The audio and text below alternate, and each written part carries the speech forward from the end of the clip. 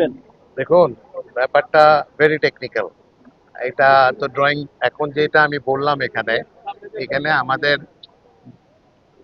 12 kilometre জায়গার মধ্যে আপনার এই বাঁধটা হচ্ছে। সেটা তো এখন টেকনিক্যাল বোর্ডে আছে, টেকনিক্যাল ড্রয়িং এ আছে। এটা ভেরি প্রফেশনাল কাজ। ওনারা ইঞ্জিনিয়ার সাহেবরা এর উপরে কাজ করছেন। আমাদেরও ইচ্ছা যে প্রতি বছরই এটা করব এবং ভাঙবে, এটা তো হয় না।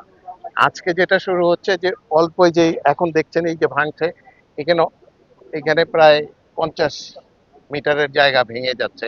এটাকে এখন যাতে সাময়িকভাবে এটাকে বাধা দেওয়া যায় যাতে ফার্দার না ভাঙে।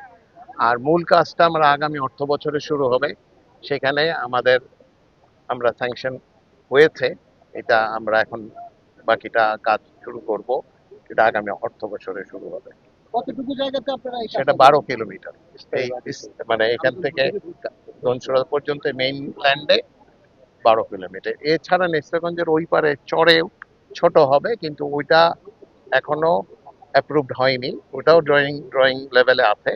এটা পিওরলি ইঞ্জিনিয়ারদের টেকনিক্যাল ভাবে তারা দেখছে যাতে আমাদের প্রতি বছরে এটা রিপেয়ার করতে না হয়। এই ধরনেরই আমরা অ্যাপ্রোচ করছি।